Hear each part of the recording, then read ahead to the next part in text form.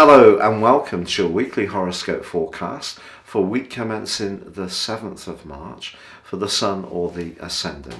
As ever, I'm going to give you the broad themes to expect, but please stay with me because I then will dive deep to give you in forensic detail each of the 12 zodiac sign forecasts, the key influences for each of those signs and the dates.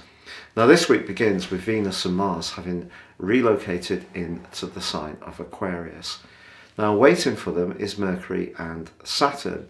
Mercury stays with Venus and Mars through to Thursday before itself ingressing into the sign of Pisces. So we've still got a lot of Pisces energy going on.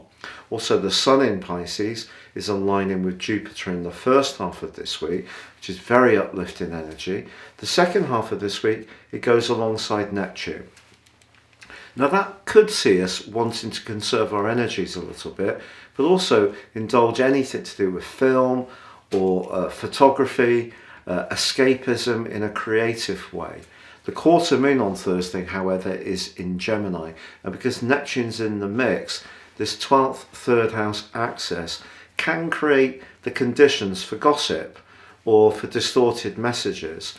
So we can use the clarity of Venus and Mars in the more logical sign of Aquarius to push back on that a little bit, to work on networking with others, to perhaps reach out and re-engage with people in a way which has been much more difficult to do over the last couple of years because of the COVID restrictions and all of the reality of that particular outbreak. Venus and Mars can be quite non-judgmental in the sign of Aquarius. It's very much about community. So linking with others, but being more mindful also of the more psychological dimension of all of our situations is what I feel are the key issues of this week. If you are new to my channel, I would be honoured if you would subscribe. Please click or tap on the bell notification symbol. If you'd like to get your free written daily horoscope fired to your device each morning, I've written these for years. Please see the link below which you can subscribe through. Also, if you'd like to take advantage of my special combination of a natal character analysis and a 12-month forecast, which will see you learn so much more about what makes you tick individually beyond your zodiac sign, please see the link below for a 30% discount. Hello Gemini and welcome to your weekly horoscope for week commencing the 7th of March. This week, the Sun combines with Jupiter in the first half of this week, which is giving you a fantastic platform to keep travelling towards your goals and ambitions and showing the maximum self-confidence and belief. The second half of the week sees the Sun align with Neptune, and if you're a more artistic or creative person, this really can be a big boost too. But the quarter moon on Thursday in your sign coincides with your ruler arriving in this 10th house. Technically, Mercury is not at its best in Pisces, but for you, this gives you the potential to articulate your talents and skills to a wider audience to raise your profile.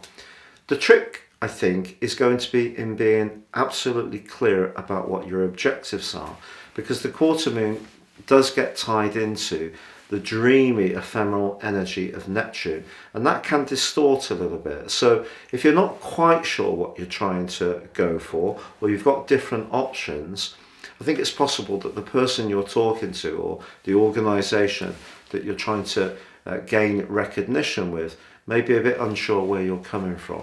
Fortunately, Venus and Mars, moving as they did into your sister air sign of Aquarius late last week, they're really going to give you a wonderful vibrancy in terms of explaining philosophies, ideas and concepts.